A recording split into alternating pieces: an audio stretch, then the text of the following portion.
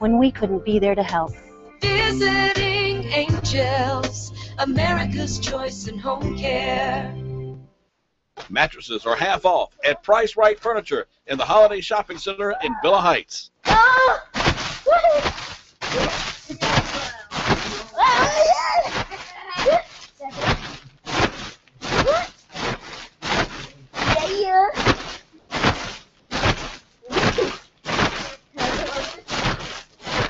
Mattresses are half off at Price Right Furniture in the Holiday Shopping Center in Villa Heights. Another special deal, a brand new Ford Edge, only $229 a month. And it's even got leather. The hottest SUV on the planet right now, the new Ford Escape. Only $179 a month. All right, Twinkle Toes. All right, Barry, check it out.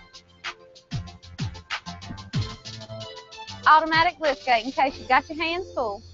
Shazam.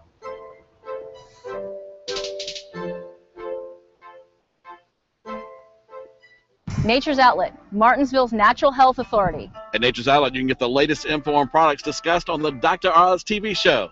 Plus, they have wheat-free and gluten-free products, natural cosmetics, natural pet foods, natural and organic foods, and they have a knowledgeable staff. Exclusively at Nature's Outlet, Mega Food, made with love in New Hampshire since 1973, uses fresh and local food and a one-of-a-kind slow food process to deliver authentic nourishment and not just vitamins and minerals alone. Mega Food, fresh from farm to tablet, exclusively at Nature's Outlet. Located at 294 West Commonwealth, right next to Verizon.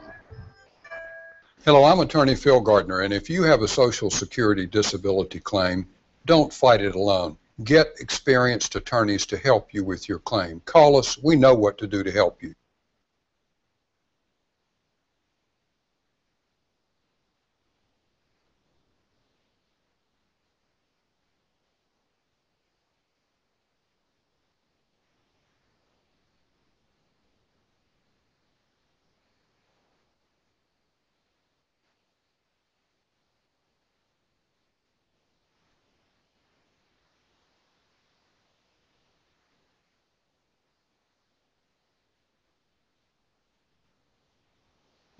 Good evening, everyone. Welcome to an episode of What Does the Bible Say? I know we're about 5 minutes late, but that was partially my issue, getting things put together here, come blowing in last minute. We had a sing night tonight where we had all the congregations come together and we were singing songs of praise to our Heavenly Father. You know, just a wonderful time of fellowship and get to talking and discussing with everybody, and you just lose track of time. You don't want to leave.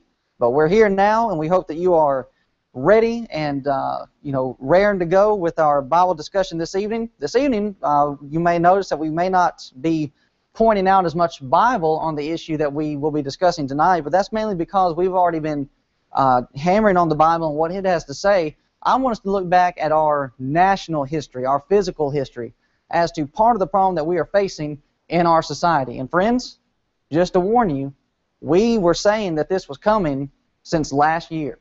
We're going to look at some footage whenever it's ready from July the 1st of 2013 in discussing issues that were arising at that time and where they had the potential to go. And the churches of Christ were the only ones presenting this information to you. We were the only ones warning, we were the only ones saying that if we do not oppose this, if we do not stop this, then we will not be able to go forward as a nation. And it looks like we've lost our connection again from the TriCaster. Same problem that we had.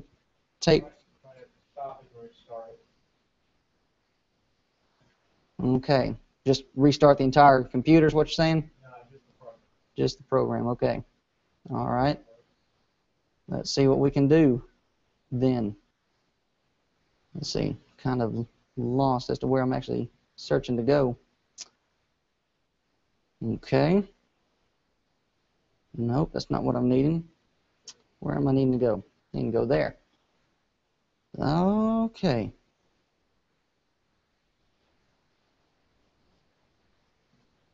I don't know, Brian. I might need to restart my computer.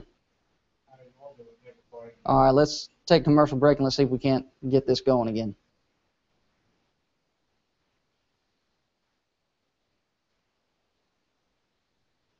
Daniels Auto Glass. They specialize in customer service and satisfaction with all glass work guaranteed for life. They offer free quotes, handle foreign or domestic, new, classic, and even antique cars and trucks, including residential and commercial applications. And here's something you won't find elsewhere: full mobile service. That's right, Daniels Auto Glass will come to you and even let you watch them install your new auto glass at your very own home. All insurance claims are welcome. You have the right to say where the work is done, so choose the very best. Choose Daniels Auto Glass. It's easy to find Daniels Auto Glass. Just go through Collinsville, take the 220 North exit as if you're going to Roanoke, pass by the new Red Birch Bojangles convenience store, continue on up the road past Sissy's Flea Market and B99. They're at the corner of Fourth Mountain Road and Highway 220, right across the road from the Lucky 2 convenience store.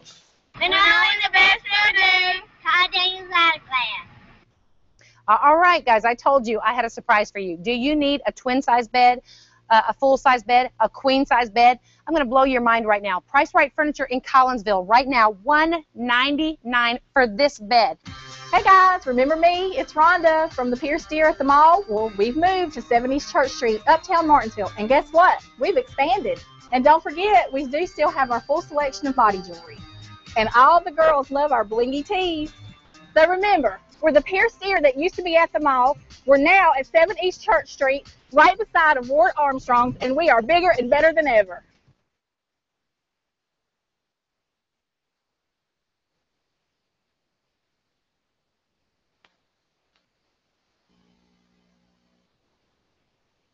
All right, we're back with you. Hopefully we can get this going this evening. But just, some brief announcements. We will make sure that we let everybody know of some of the good things that are going on with our other brethren. The brethren there in Kentucky/Tennessee, they're so close together, it's kind of hard to distinguish as to where they are located. They are actually putting on their own tent meeting this year. This year, the brethren at the Northwest Church of Christ, you can see here they already had the tent set up, and it's on a local school baseball field. The tent's up, the generator's out, and the lights are up, the chairs are all set up, and they're ready to go. So, friends, we are having a wonderful influence on our brotherhood and, the areas surrounding us of different ones that are striving to get the truth out. They're going to go for 8 days. Eric and them are going to go for 8 days. Dad and James are going to go down and do the preaching for them. And then I believe what's going to happen is that they're going to take the tent down, and then Eric and some of them are going to come back, as they have done in the past, and visit with us so they can help us with our tent meeting. Our tent meeting is set for June the 16th through the 27th. I have a Google Earth visual here. Here is 220 heading into Collinsville. Here on the left side of the screen, my right actually, but the left side of your screen is the Hampton Inn. So as you're going up 220 towards Collinsville, and you've got the Hampton Inn on your left, we're going to be setting the tent up in this empty lot, this empty field, right next door to the Hampton Inn. June the 16th to the 27th, we hope that you are ready for the tent meeting, that you'll come out and visit with us, and that you'll bring your friends and you'll bring your family. We've already got Joe Prater involved in our tent discussion, our number one fan. He's already calling in and got everything hyped up. And friends, with the way our society is, are we going to let the Joe Praters of our community be our mouthpiece? These individuals that can't even remember what they've said on live television, and even having the information put before them right there on the spot, and then not even willing to apologize, not even willing to admit, okay, you got me.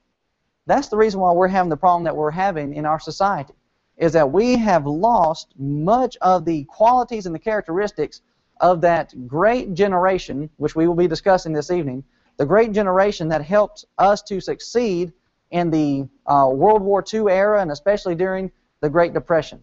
So we're going to leave you with that this evening, and we will jump into our information at hand tonight. Mr. Producer, do you happen to have the clip for us? Okay, it says it's still loading. Well, that's fine. We can go ahead and move on to where I'm wanting to discuss, and we'll come back and we'll prove the point as to the fact that we told you so, that these things were going to happen. As you can see here, I have a cover shot of the newest edition or latest edition of Time Magazine. I subscribe to Time Magazine because I'm sophisticated, I'm up to date on what's going on. No, it's nothing like that, but I do like to stay informed. And just to show, we read more than just the Bible. So Time Magazine, and their cover is the Transgender Tipping Point, America's Next Civil Rights Frontier. Now, friends, if you remember, we were telling you way back in 2013, when all of this stuff started coming about homosexuality and Congress going to pass legislation that allows homosexuals to marry, we were telling you, we were warning you, that when this starts happening, you're not going to be able to stop it. When this starts happening, you're no longer going to be able to say, okay, this is, we've gone far enough.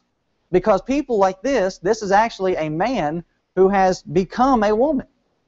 And she is actually, or he is actually a big-time television star. If you're on Netflix, you've seen a lot of the advertisement for a new series titled Orange is the New Black. He is one of the stars in that program. And he is being promoted, he is being pushed forth because, the fact that he is a transgender, he's a transsexual, he has had a sex change, and now he's a movie star. So it's this idea that Hollywood is trying to put before us, what, this is okay. Let's allow these people to come in. They're good in arts, they're good in acting and everything, everything such as that. And even in the Times Magazine article, it states, America's transition. They recognize this is where we're going. Why? Because we've already allowed one step, we've already allowed one setting to come into effect. Notice the opening of the article. This is the second paragraph in their introduction. Almost 1 year after the Supreme Court ruled that Americans were free to marry the person they loved, no matter their sex, another civil rights movement is poised to challenge long-held cultural norms and beliefs. Friends, are you hearing this language? Are you hearing the vernacular? There is another civil rights movement, and the fact they're even calling it a civil rights movement is, beyond me. This is not the same as the problem that the African Americans were having in our country. African Americans cannot, choose to be born with dark skin. But these people, as we're going to notice from some of the discussion in this magazine, they are making these choices that they want to be this way. So this is not a civil rights issue. This is simply people being, degrading of themselves and ultimately degrading of our society and ruining the country in which we live. So here's they're calling it a civil rights movement, is poised to challenge long-held cultural norms and beliefs. Friends, the fight is on. We are in the midst of the thickest battle that our country is ever going to be in. Now, we might look at World War I and World War II and Vietnam and different wars like that and say, well, those wars were pretty bad. But friends, this might actually determine whether our nation ends up being conquered by another nation because of the wickedness, because of the iniquity that we're allowing to happen. Transgender people, those who identify with a gender other than the sex they were assigned at birth, and they had that in quotation because transgender people believe that they were actually assigned the wrong birth. That no matter what their body looks like, how they feel is their real gender. Well, friends, that just cannot be the case. The sex they were assigned at birth, to use the preferred phrase among trans activists, are emerging from the margins to fight for an equal place in society. Are you hearing that word, fight? They are rising, they are emerging from the margins to fight for an equal place in society. And you know why they're looking for their equal place in society? Is because we've already given it to the homosexuals. And they're viewing this and they're saying, look, if the homosexuals can have their place, why can't we have ours? And friends, we have been warning you from the very beginning that this is where we were heading. I think I've got it right. We did not stop it with the homosexuals, and now these transgender people, these transvestites, they're coming in and they're trying to say, okay, we want our piece. We want our slice of the pie. I believe we're ready for that clip. Mr. Producer, you just go ahead and play it along. This is showing you that we were saying this back in 2013. So, like I said, since first grade, since as far as I can remember, I didn't know what the terms were. I didn't know what it was or whatever until I reached my adolescent age or whatever, high school or whatever, and I started coming to my realization and the trueness kicked in of what I really was. I mean, Johnny, can't you have a little bit of, I mean, he's not liking it. but he can't.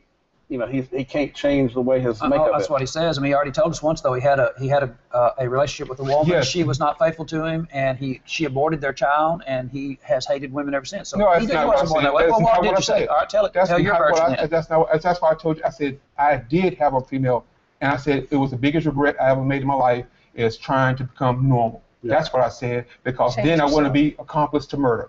That's what I said. Right. I You, was- you think Johnny wants to make you a freak now? Is that what you? Yeah, he wants to make me No, a freak. I want to know what is- gays and portray as a homosexuals, freak. whatever. That's you. If that's what you want to do, if you want to cross dress or whatever, you bring a cross dresser and talk to them about that. Mm-hmm. If that's what makes them feel happy, yeah, I said that. If that's what makes you feel happy, I will. You know, if you don't like cross dressers, As long as no one's getting hurt. You don't like cross dressers. You don't like gay people. You don't like gay marriage. Don't marry gay. Don't cross dress. Stay in your church. I'm not coming in your church attacking you. Yeah, but here's the thing. Okay, what about homosexual men? Do they come on to straight guys? Sometimes. So do you think? Just now like- you said just- if you don't just like like- it, you just said if like- you don't like just like it, heterosexual guys come on to lesbians and not know I it. can't even get a word in on this show. All right. You brought up the question about him being a Cross-dresser. Yeah, I just want to know, when You got- somebody says they're homosexual, I want to know, okay, why don't you describe to us? I mean, in the military, did you tell? Did they ask? Were you afraid? Did you give in, or were you hiding that kind of stuff? Actually, you know what? When I was recruited or whatever, I had an actual girlfriend in high school or whatever. It's one of my things where I was trying to turn straight or whatever, and another one of my quests to turn straight. And I had a girlfriend at the time, but I knew I was still gay or whatever. I got recruited. When I went to the ASVAB or whatever, that's when they could ask you, are you gay or not? The man asked me, was I gay? And this is exactly what I told him. Well, my girlfriend don't think I am. I didn't say yes or no, so I didn't lie. But you hid it. You're basically But I saying said you hid my it. girlfriend. Yeah, I sure did. I get because it's dangerous. It was dangerous at the time to be gay in the military because you can get killed and it will be swept under the rug. It's happened quite a few times. It's dangerous to be me, Charles. It's not. I don't hide what I They don't say. go around bashing. They do not go around. They don't go around bashing me. They have put my son. This boy right over here. He's been arrested. Show me a mark or bruise on you. Show me a boy's mark or been bruise. arrested. Show me a mark or bruise or You don't have cut to or just beaten mark or or bruise whatever. Any evidence of cross-dressing? No, I just asked. I wanted to know. I did. No, I haven't cross-dressed. For my experience and my friends that do it, that do cross-dress, and the queens of Martinsville that do their show every. Explain to me what a queen is. A man who dresses like a woman, drag queen, a man who dresses like a woman. Yeah. Then they're not necessarily have to be gay. Can you look on my screen? Yeah. What about this, Troy? Would this be a picture that you would? Who is this? That's you. No, I don't even know what that is. So you wouldn't dress like that. No, I would have it in my computer if I thought you wanted to see me in drag. I've done it for Halloween. I know. I went as a boy up for Halloween one time. I did I did do that. I did it for Halloween, and then like I said, I have friends that wanted me to be their photographer at the drag show that they do at Dutch Inn. Yeah. Well, you know what the And community so- is interested in? The community is interested in like transgender. And- Do they go in the men's bathroom or the And- girls' bathroom? So Because he I won't mean, let me finish. You've been whatever. talking the whole But- time. Exactly. But you'll get next week and the week after, and then all these You're shows. talking about paid shows. That But see, you get this is more interesting, Troy, because we get to talk. We've got to take a break. We'll be back. Let me see. You watch this started. All right, friends, you heard Dad asking the question. They're discussing cross-dressing and how does it work? What are the ins and outs? This is 2013. We're trying to figure this out. Why was Dad asking these questions? Because we knew this was coming. And now here we are. Lo and behold, it is upon us. In fact, in Houston, Texas, and it breaks my heart that Texas is doing this. Texas, supposed to be one of the more conservative states, gun-toting and, God-fearing and everything like that. And now Houston is passing an equality action program that actually allows men that feel that they are women to go in women's restrooms and women who feel like they're men to go in men's restrooms. Not only in the restrooms, but in dressing rooms. And they had a huge coming together, city council meetings and everything like that, both sides coming out trying to oppose what is happening. Friends, this war is on. This fight is on. It's already ongoing. Why? Because we've already allowed one thing to come in when we should have stopped it. And our forefathers, the generation during World War II, if they were here today, they would be appalled. They would not have anything to do with this. But we have been nurtured under a system that in fact has misguided us to actually allow these type of things happening. The Time magazine goes on to say the transgender revolution still has a long way to go. Trans people are significantly more likely to be impoverished, unemployed, and suicidal than other Americans. They represent a sliver of the population, an estimated 0.5%, which can make it harder for them to gain acceptance. In a recent survey conducted at the Public Religion Research Institute, 65% of Americans said they have a close friend or family member who is homosexual, while 9% said they have one who is transgender. And as the trans movement has gained momentum, opponents have been drawn into fight, many of them social conservatives who cut their teeth and fatten their mailing list opposing same-sex marriage. Friends, I am almost afraid to say that it is too late. That our country, that our people have sat back for so long that in fact we have allowed these people to gain too much ground. But even if that is the case, I'm going to continue to oppose it. I'm going to continue to call this what the Bible would call this, and what the generation before me would have called this. This is a sickness. This is a problem. That these people are in fact doing this to them and to our society. The magazine goes on to say, fixing nature's mistake. Now, friend, anything that goes wrong in nature is called a mutation. And you talk to any scientist, they have yet to find a positive mutation. Now, you might watch X-Men or something like that, and those mutations are kind of iffy on how the person feels about their special gift and their mutation. But in the real world, mutations are not good. Mutations are bad. Mutations are nature's mistakes. But now scientists and psychologists are going to try to tell us, you know what, these mistakes of nature are actually good. Under this heading of fixing nature's mistakes, today those who seek medical interventions are commonly known as transsexuals. Columnists wondered whether Jorgensen, and this is an individual that supposedly right after World War II had one of these operations done, could be cured or treated, and in the decades that followed, many in the medical establishment viewed transsexuality, like homosexuality, as something to correct. You see, it hasn't always been in the minds of people that this is okay. It used to be in the minds of established medicine. Many in the medical establishment viewed transsexuality, like homosexuality, as something to correct. And hopefully this evening I'll be able to show you a little bit of footage as to how this happened. In 1980, 7 years after homosexuality was removed from the Diagnostic and Statistical Manual of Mental Disorders, a classification notice, a classification Bible published by the American Psychiatric Association, transsexualism was added. You see, even in the scientific realm, they used to view, in 1980, they used to view transsexuals as it was a disorder. Much like homosexuality was, but then, somebody decided, well, we're going to change this. Well, who were they to decide, we can remove this from the list? In fact, the people here in Virginia, we voted into law that marriage was going to be between one man and one woman, and now we have one judge in our state that's going to try to turn over what the people wants. Now, friends, that's scary. That is scary when one person thinks that they can then overrule the majority. I thought our country was supposed to be a country that was governed by its people. And if this is what we are desiring in Virginia, and the population votes for it to be the case, then it needs to be the case. And I would say if you don't like it, then you can just move on to one of those other states that does allow it. And I would encourage these other states that are allowing it to reconsider, in fact, what they're actually doing.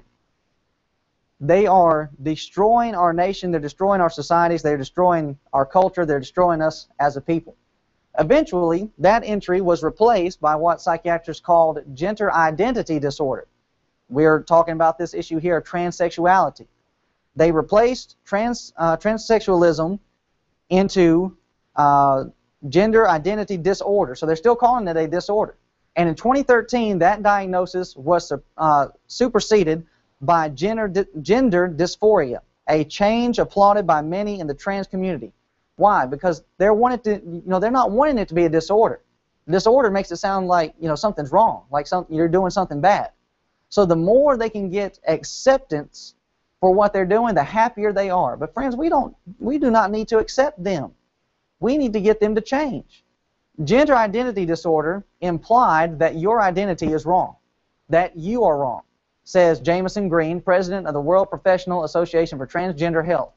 The change has helped remove the stigma of mental illness, though some worry that removing disorder may make it harder to access health care like hormone therapy.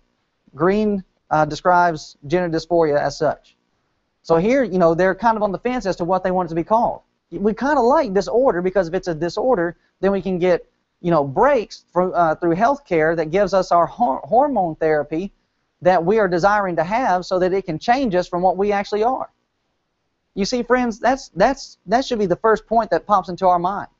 That it's not a civil right issue because this is a choice they're making. They're having treatments done. They're having therapy done to change them from being male to female. So that's the first place, or the first point that they're using to fix nature's mistake. They're trying to use doctors, they're trying to use man to remove the stigma that, okay, you know, we used to think homosexuality, it needed to be corrected. We used to think that transsexualism needed to be, you know, it was a mistake, it needs to be corrected. But now we're going to put it under that, you know, this is just normal. This is just how people are. And they're slowly gaining ground this way. So not only are they changing, you know, cultural views, they're even trying to change simple definition of words. Notice the next section in the magazine. Understanding why someone would feel that way requires viewing sex and gender as two separate concepts. You see what they're trying to do? They're trying to, you know, put a split between the two. Sex is biological, determined by a baby's birth anatomy. Gender is cultural, a set of behaviors learned through human interaction. Friends, do you know that if you search the dictionary, if you search Merriam-Webster's dictionary, the definition you're going to get for gender, gender is the state of being male or female. Has nothing to do with one's culture, has nothing to do with one's society and their upbringing. Gender is just what you are. If you're male, that is your gender. If you're female, that is your gender. Doesn't matter what society says. Does not matter what your culture says. That's the definition of the word, and they're trying to actually change definitions so that they can get, you know, so they can get what they want. Friends, are we going to allow this to happen? Are we actually going to allow them to, you know, completely change everything about the way we think? Gender is the state of being male or female, and actually a synonym for gender is the same word, sex. But they're trying to say, no, sex, you know, sex is, you know, determined by a baby's, you know, at baby's birth, their anatomy. Well, if that is your anatomy, then that then determines your gender. If your anatomy is such a way, well, then your gender is going to be male. If your anatomy is, you know, such a way, you're going to be female. That's how it works. But now they're trying to say, no, that's not how it works. What are you talking about? That's not how it works. Of course that's how it works. No, you're just, you know, you're not getting it. No, you're just trying to complicate it. You're just trying to muddy the water. Friends, we need to stick back, we need to stick with the basics here. Our language, our definition has gender as determining whether a person is male or female. It has nothing to do with culture, nothing to do with society, has nothing to do with one's learned behaviors through human interaction. It has nothing to do with that. If you are born with a certain type of anatomy, your gender is male or female. Has nothing to do with how you feel, has nothing to do with how you think. And friends, you don't think this is gaining ground. It is definitely gaining ground with our young people. These are two transvestites. These are two boys. They would want you to call them girls. But I'm not even going to give them that. Because that's not what they are. They might have had operations done and they might have gone through hormonal therapy and what have you, but they're still boys. And notice what's happening here. The homecoming queen, Cassidy Lynn Campbell, left, holds hands with her friend Victoria Avalos, 18, who has also transitioned from male to female. Weeks after Campbell came out as transgender in her senior year, the 17-year-old's classmates in Huntington Beach, California, elected him homecoming queen. His father, who still introduces him as his son, Lance, hasn't been so accepting. Now listen to this young man's quote. I wish he could see me as what I want him to see me, he says. What am I, you know what I'm hearing? I'm hearing that this is simply, a choice that they're making. I don't like being a boy, so I want to be a girl. What are you talking about? If you were supposed to be a girl, you would have been born as a girl with female anatomy. But that's not how it works. In our society today, if you feel like being something, I mean, let's just think about this for a moment. Young children, when they're playing and when they're using their imagination, they might say, well, they might crawl around on all fours and say, well, I'm a dog, or I'm a cat, or I'm an elephant. Is a parent actually going to look at that young child and say, okay, yeah, if that's how you feel, then yeah, you're really an elephant. We'll feed you peanuts and everything like that. We'll let you live out in the yard, and we might even go through different surgeries, different procedures, and we'll give you a trunk, and we'll give you a tail and long floppy ears and everything like that. Yeah, we'll let you be an elephant. No reasonable parent, no thinking parent is actually going to do that or consider that. Okay, that's cute, yeah. So why in the world are we allowing these young people to do this? Why are we giving in to them just because this is how they want to be viewed? It's because, number one, parents just do not have a backbone these days. Nobody is willing to stand up like our former generation and say, no, we're not going to do this. Now listen to this argument coming from a political organizer, and I believe he makes a very strong point. And this again is coming from Time Magazine. Others reject the notion that a person could have their gender assigned as male at birth, but in reality be a woman. Notice what the quote says. Quote, gender is a known fact. We looked at Merriam-Webster. Gender is a known fact. You're either male or female, says Frank Schubert, a political organizer who led a failed effort to overturn a new California law that lets students use school facilities in accordance, it's over here in this big section here, use school facilities in accordance with their gender identity regardless of the sex listed on their school records. You remember the question that Dad was asking Troy? Are we going to start allowing men to go in women's restrooms and women to go in men's restrooms? Friends, we're already there.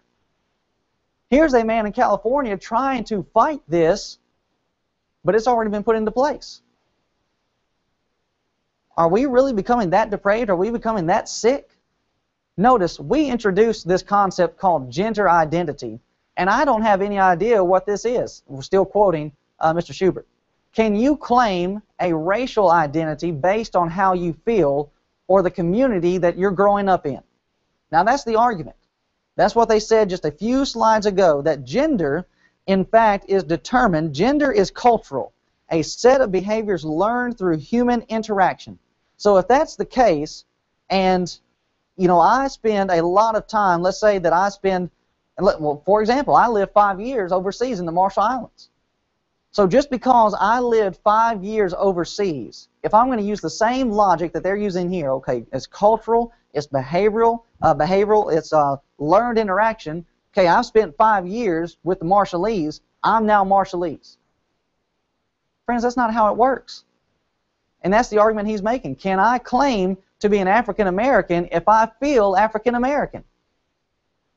I'm sure there are some African Americans that they would be offended by that.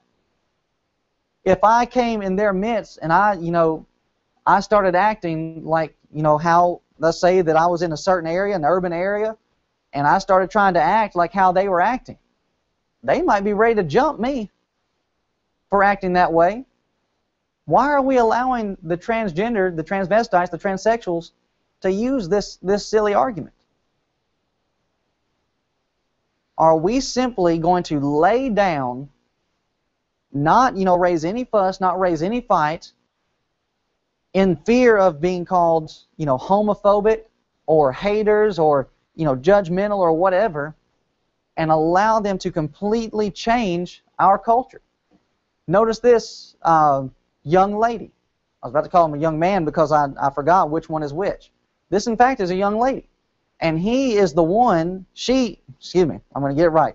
She is the one that is responsible for the things that this gentleman was fighting. She is the one that got these rules changed in the school systems in California. Ashton Lee, 17, told her family when she was 15 that she no longer identified as Kimberly Marie. Well, who are you? You're just a kid. What do you know? Friends, why in the world are we treating these children, and I shouldn't have called them kids because kids are baby goats. Why are we allowing these, treating these children as if they are adults? Like they actually know anything. I'm 26 and I've experienced a few things, but when I look at Dad and Eugene and different ones that I have to work with, I have to bring myself back down and tell myself, look, you don't know anything.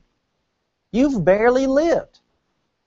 And we're allowing these young children to say, you know what, I no longer want to be identified as a female, I want to be identified as a male. And the parents are just bowing down. Okay, all right, we'll let you do it. Parents, you need to start being the parents and start telling these kids what for, these children what for. I no longer identify as Kimberly Marie. She soon started fighting for a new California law which allows K through 12 students to use bathrooms and play on sports teams that align with their gender identity regardless of their sex at birth. See, now Time Magazine is trying to use their lingo, trying to use their vernacular to make it sound like there's a distinction between gender and sex. Your gender and your sex are the same thing. If you come out at your birth a boy, that is your gender, that is your sex. You are male. Doesn't matter how you feel about it, that's what you are. She says the law has eased bullying at her school. Notice her quote. People have been standing down, Lee says, because they know they'll get in trouble. You see the tactic that they're using? They're using fear, they're using intimidation, has nothing to do with equality or the other word I'm looking for has just left me. They're not dealing with compassion or understanding or long-sufferingness, equality, none of that. It is pure intimidation. Look, we're going to get the laws changed so that if you mess with us, you'll get in trouble. Fine, let me get in trouble. I'm not going to back down on this. I'm going to continue to stand on the morals that in fact made this country what it is. If you think about it, how in the world could a generation of people going through a Great Depression, struggling with a Great Depression, spend a few years in wealth and in good standing, and then go right into a world war and come out of it on top? If this generation that we're living in today had to go through that, we wouldn't make it out. Because we do not have the moral backing, nor the confidence, nor the loyalty to take on such a task. The reason why we're struggling the way we are with these issues and homosexuality and transgender and just all the problems that we're having with promiscuity is found here in Judith A. Reisman's book, Sexual Sabotage. And this evening I would like for her to explain herself as to what is being talked about in her book. Hopefully the clip will still play for us. This is a site, cspan.org, book discussion, and she is actually at Liberty University. Dad has discussed with her in the past. We'll just let her explain her book and what is found therein. And now joining us on Book TV on C-SPAN 2 is Dr. Judith Reisman. She is most recently the author of this book, Sexual Sabotage, How One Mad Scientist Unleashed a Plague of Corruption and Contagion on America. Dr. Reisman, who was this mad scientist that you're referring to? Well, a lot of people really sort of know who he is by now, I'm happy to say, or unhappy to say, I don't know which, and that would be Dr. Alfred C. Kinsey, the founder of the Kinsey Institute, which is still alive and rushing along. He's not alive. He's gone to his reward. But it's still going on in Bloomington, Indiana, at the Indiana University, and gender reproduction, the Kinsey Institute, and he, yes, was a man who was involved in the sexual torture of hundreds of children in his own work, and I keep trying to say that is not a reliable scientist, but it's been a little difficult to get that across. Well, very quickly remind us about the Kinsey report and where he came from and how he developed that whole Sure, sure. Well, World War II was over, and officially in 45. Our guys were returning from overseas. They were traumatized. The nation was traumatized. And a couple of years later, 1948, Kinsey's book comes out called Sexual Behavior in the Human Male. And the propaganda around it, and I do officially call that propaganda, it was marketing propaganda, was that this man, this great conservative scientist, was going to tell the American public the truth about all of us, what we were doing sexually, what our grandparents were doing sexually, and our parents were doing sexually, and he was going to reveal the real facts and lift the curtain off what we were hiding all this time. And what that was that we were really a bunch of sexual adventurers, and that Mommy and Daddy were involved in various kinds of adultery, and that everybody was doing all these bizarre things. And the public didn't necessarily believe it, but a lot of the professors certainly did, and so it was picked up in universities all over the country, and from there it filtered down to every place. Who funded his study? Yes, well, the Rockefeller Foundation not only funded his study, but when he looked like he was getting in big trouble with Congress, they shifted the money from Kinsey directly into what they call the American Law Institute Model Penal Code, which is why I'm here in the law school, because our laws were gutted and were changed based on all these frauds and these lies. Dr. Reisman, why did you call him a conservative scientist? Oh, because they defined him as conservative.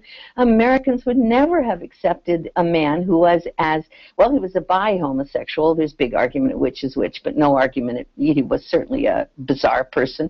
He was having sex with his students. He was having sex, making pornography up in his attic and in the university. He was engaged in so many bizarre things, including things that actually brought about orchitis, which was massive damage to his lower nether regions, because he was so abusive to himself. So this was not a normal guy, and he certainly was the major proponent of the idea that children are sexual from birth and that they can be unharmed by sex with adults.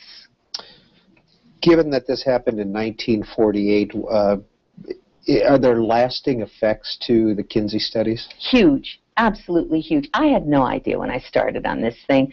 I really didn't. I just copied off his charts and graphs with this little 2-month-old baby and with this little 5-year-old, and all these things are being done to these children and calling them orgasms around the clock, 24. I just copied them off, and I sent it to my colleagues, as in the ethical field of science. And I thought, well, okay, I'll go do something else. They'll take care of it. And that was in 1980. So they didn't take care of it. And it took me years to figure out why. And it turned out that, yes, Kinsey's research became the foundation for major changes, every major change in our sex laws, and have gone through to today globally. I just came back from a global tour. Kinsey's everywhere, in China, indeed, and in Serbia, and in Switzerland, and in Sweden, and in Holland, the Netherlands, of course. So he has been a foundational change for the West worldwide.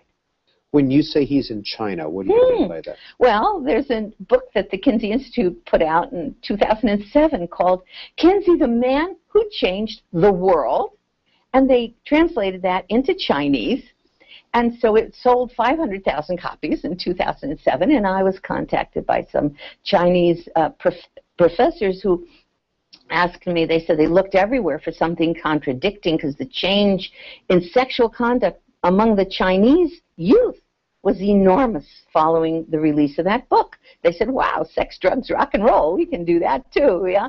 And so they contacted me and asked me if they could translate my book, this book, into Chinese as some kind of response to the fraud that was in the Kinsey research. By the way, remember, Liam Neeson appeared as Kinsey in a major feature film, Fox feature film, saying, he was this wonderful man who did all these good things for us.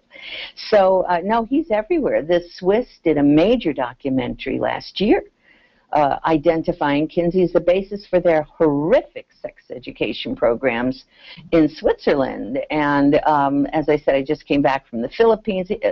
He's involved in every aspect. Look, he's the guy who revolutionized sex for us and said you could do all these things with no downside.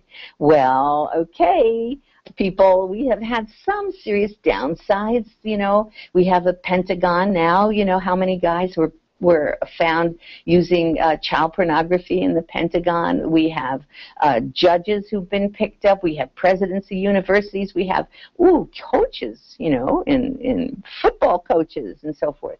And people are being told it was always like this. Well, I have news for you, people. It was not always like this. When did you first get interested in this research that you're doing? Well, all right, actually, friends. it always. Let me get this pause here. All right, he turned it down for us. Thank you, sir. When you're hearing there, she's an expert on this type of information and on Kinsey. He is the reason why we, think the way we think, simply because, he's a scientist. He has a PhD, a doctorate, whatever, what have you, and somehow he became an authority, and here we are today. And friends, as Ms. Reisman is saying, it has not always been that way. The generation that survived the Depression and even World War II, the reason why they were able to do so is because they were brought up in a certain way. She writes in her book, in 1948, when Kinsey's first book was published, I was 13 years old and wholly unaware that my freedom and safety were a legacy granted me largely by unknown women who bred as independent ladies and unknown men bred with religion and the spirit of a gentleman. Little did we know in 1948 that the nation's character would be transformed from Tom Sawyer and Becky Thatcher to that of the tortured youth of the 1948 pornographic novel Amboy Dukes. We were still being lifted aloft to higher things by the virtues of the founders' generation reflected in our own World War II parents.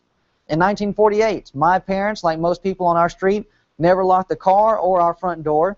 The paint spray can was not invented until 1949, and graffiti did not mar shops and signs even on the tough side of town. Stores did not have wrought iron bars protecting their windows. Burglar alarms were rare indeed. In 1948, I walked the mile from my house to Bancroft Junior High School in Los Angeles. My fellow students discussed weekend plans, parties, dances, and church and synagogue events, and we commiserated with several movie stars' children whose parents were divorced. On Saturdays, I often took the trolley from Hollywood to the beach, where I spread my towel on the sand, searched my lunch bag for an apple, and lolled about reading my book, swimming, and finding seashells. Catching the last streetcar back to L.A., I sauntered home after dark. Some Saturdays, I might have tarried on Hollywood Boulevard, peeking in the shops, enjoying an ice cream cone before I moseyed home in the evening. In 1948, as my friends and I meandered through beaches, parks, and streets, we had no idea of the sex, drugs, and rock and roll that would soon assault us. Like me, Elvis was 13 and John Lennon was only 8 years old. Few kids smoked cigarettes or drank alcohol. Drugs. A very sophisticated friend once asked me if I'd like to smoke marijuana. What is it? I asked. When she told me, I was stunned. Why would I even ever want to do that? I chalked up this strangeness to the fact that the father was a film director. Again, we all knew about movie people. So even within this society, it was only a certain group that were involved in these activities. Though very few kids had cars in the late 1940s and early 1950s, one nice 16-year-old boy rode a motorcycle and occasionally picked me up after class at Fairfax High School.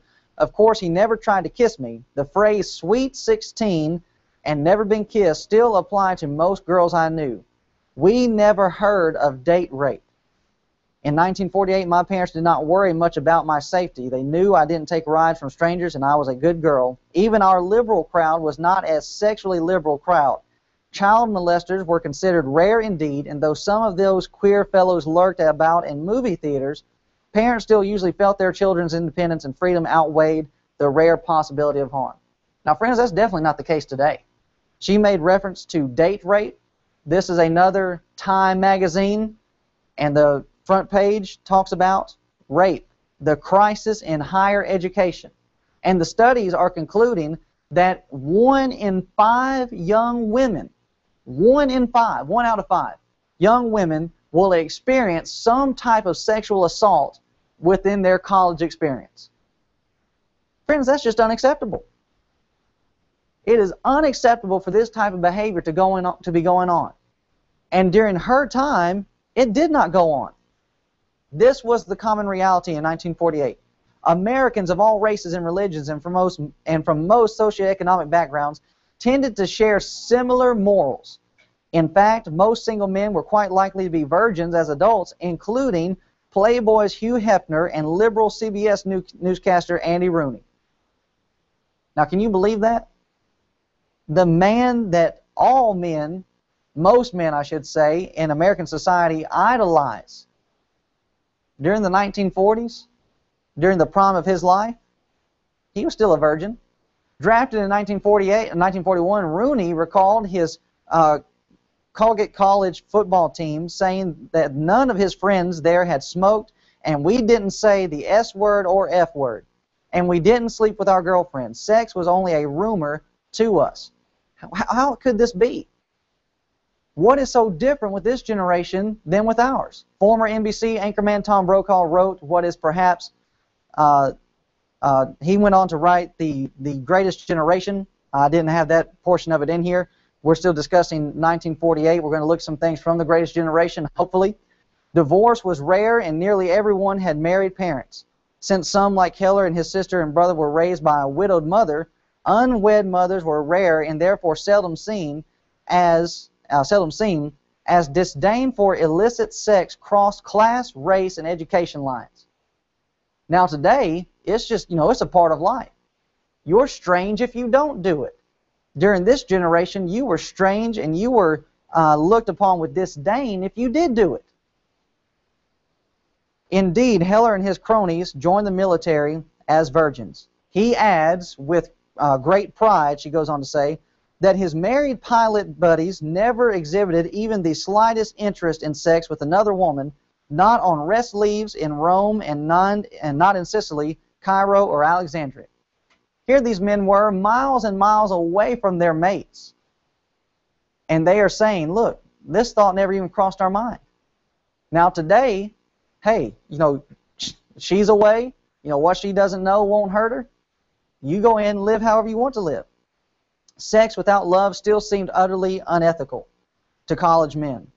Complained Dutch sexual liberation, sex, and law researchers Phyllis and Eberhard Kronhausen, PhD in 1960. Rich or poor, all races and religion tended to share the sexual morality, the value of male and female chastity, belittled by the Kronhausens, reported by Fitzgerald and celebrated by Rockwell, Wilder, and Heller. And while the sophisticated elite ridiculed America as sentimental and unreal, America did largely resemble Norman Rockwell's paintings.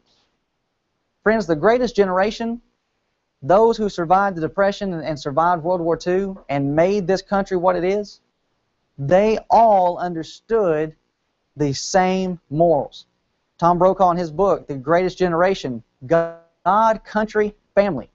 Born in 1940, retired NBC News anchorman Tom Brokaw confirms Wilder's fiction and Heller's nostalgia in his landmark 1998 book, The Greatest Generation. Brokaw interviewed World War II Americans and published their intimate records, revealing their hearts and souls, the values bred into the young men and women who came of ages as war broke out. Responsibility and commitment to honesty, said Brokaw, are the connective cords of their lives. There were certainly exceptions, but this was the rule. Parents were actually instilling in their young children, look, this is how you are to behave. Notice what else Brokaw noticed in his interactions with these people. American history is unambiguous about what Brokaw calls faith in God as a singular mark of this generation. Since the Revolutionary and even the Civil War, the beliefs and valor of American warriors certainly shaped the World War I and World War II American character. To understand the heroes of the generation, we need to understand their beliefs in God.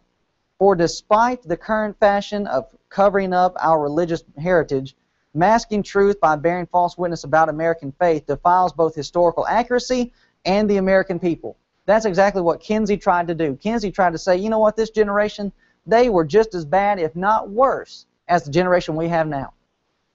But friends, that was not the case. They had a moral code founded in Scripture in a fear of God, and that's what made them great.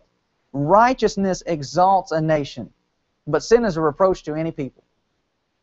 They were able to make it because they had this moral code. Always wary of temptation, our founders labored to rear generations cut from the sturdy, unpretentious, and demanding cloth of Scripture. As a result, the World War II generation was trained to honor God country, and family, and was thus trained to build a secure life for their children and indeed for us all. Faith in God, this is a quote, faith in God was part of the lives of the World War II generation, Brokaw wrote. They stayed true to their values of personal responsibility and duty. And friends, we just do not have that today. We have a generation that definitely needs to, learn about this website, especially the men. There's a website out there called The Art of Manliness. And you might be sitting at home and you might be kind of chuckling, that's going to be a weird website. But friends, they are doing a study on these type of characteristics. They're looking back at older generations and they're trying to learn from them what made them so great. 7 lessons in manliness from the greatest generation, the World War II generation. And we're not going to have time to get into it this evening. I will say that Mark and I hopefully will be on the shows tomorrow night. I'll go on What Does the Bible Say with him if he'll come on a word from the Lord with me. And we're going to continue this discussion. We kind of got held up with some technical difficulties. But friends, I hope this has been impressed upon your minds that we know what we're talking about. We've been trying to tell you we need to get back to the Bible. We need to start teaching our children the Bible if we're going to restore this country and keep it great and keep it mighty in its standing in the world.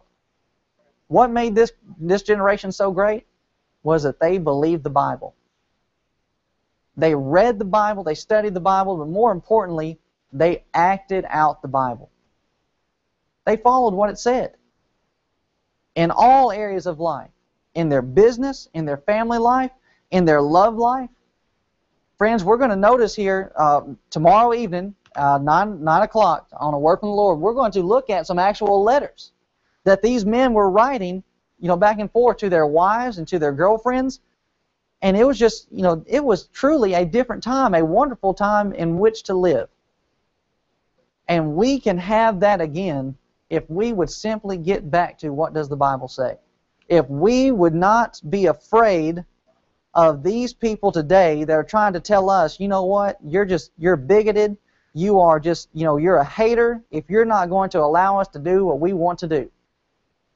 Friends, it's because they're being allowed to do what they want to do that is ruining our country. Again, I apologize that we did not open up the phone lines for discussion. Tune in tomorrow night. Hopefully we'll get through our discussion a little bit quicker and we'll let you weigh in on that discussion. Don't forget about the tent.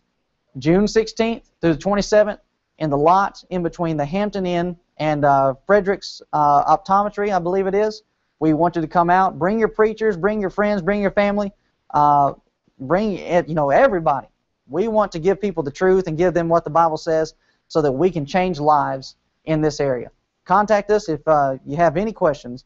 Always ask for what does the Bible say, and you will get a word from the Lord. Have a good night.